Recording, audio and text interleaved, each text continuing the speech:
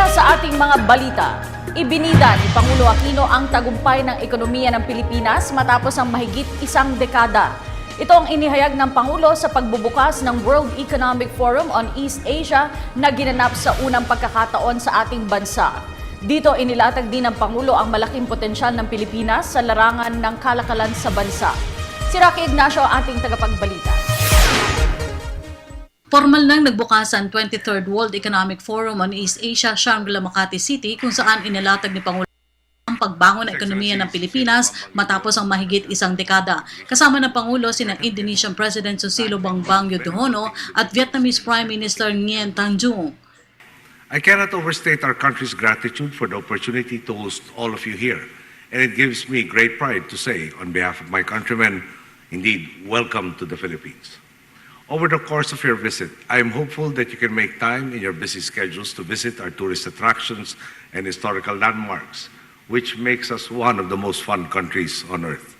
Nakasentro ang pulong sa mga hakbangin para mapatatag ang ekonomiya sa East Asia. Ito ang unang pagkakataon na ginawa ang pulong sa Pilipinas na naging oportunidad para maipakita ng bansa kung paano nakabawi ang ekonomiya ng bansa.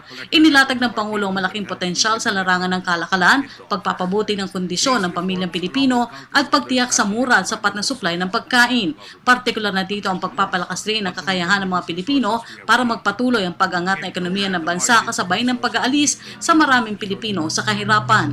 Our people are the be-all and end-all of this government, and we are not content with waiting for the benefits just trickle down the social pyramid. This is why, from the beginning of our term, most of our efforts have been targeting the poorest of the poor. This year, however, we have expanded the scope of our efforts and are now likewise targeting those who are deemed near poor, or those who are one catastrophic illness or one natural disaster away from going below the poverty threshold. Our goal, to push them further and further away from the poverty line and to empower them to improve their own lots in life. Binigyan din rin ng Pangulo ang kahalagahan ng pagtugon sa epekto ng climate change. Ayon sa Pangulo, matapos makuha ang mabuting bunga ng reforma, natamo pa rin ng Pilipinas ang 7.2% growth nitong 2013 sa kabila ng pinsala ng Zamboanga Siege, lindol sa Bohol at pinsala ni Super Typhoon Haiyan. At the end of the day, however, we recognize that the power behind all our efforts, whether in pursuing inclusive economic growth, improving competitiveness, food security, or disaster risk management, comes not from any individual, but from our people. This is why inclusive growth is not just a mantra for us, the yardstick by which we measure any government undertaking. After all, it is a participatory public, one that is empowered, and one that gives government their trust and confidence, and a government that never misplaces that trust, that ultimately makes equitable progress possible. It is truly a symbiotic relationship. As we empower our people to improve their lots in life, they empower us to battle the vested interests that remain in society. Ultimately, it is our countrymen who give us the confidence to continue blazing the path of reform.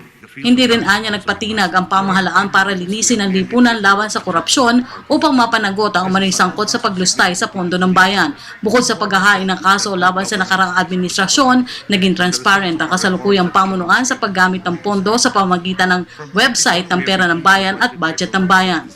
We pursued all those who committed wrongdoing, regardless of their power, wealth, or influence.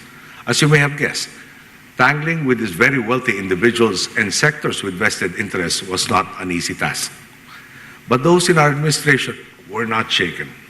Dismantling the culture of corruption was a promise we made to the people.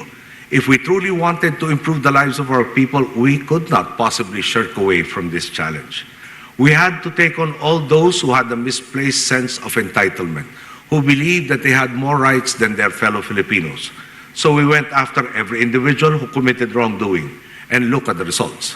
My predecessor is now undergoing hospital arrest as she undergoes 2 serious charges, with another one being evaluated by the Ombudsman. The Congress and the Senate removed a Chief Justice from office for failing to declare over 98% of his assets and is in his statement of assets and liabilities and net worth, contrary to our Constitution and our laws. Our efforts were not limited to those in the highest positions. We want to institute integrity throughout the bureaucracy. Git ng Pangulo ang mabuting pamunuan na naging kaakibat ng malakas na ekonomiya na kinilala na rin ng international community kung saan ipinagkaloob ang investment grade status ng 3 international credit rating agencies. Dahil dito gagamitin anya ng Pilipinas ang panibagong pag-asa para ipagpatuloy ang mabuti ng kalagayan ng mga Pilipino.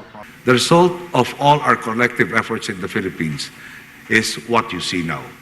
One instilled with a newfound optimism, one that believes in government's capacity to help its people, and one that is widely considered to be among the world's emerging economies. 600 political at business leaders ang dumalo sa taunang pulong. Para sa Telebisyon ng Bayan, Rocky Ignacio.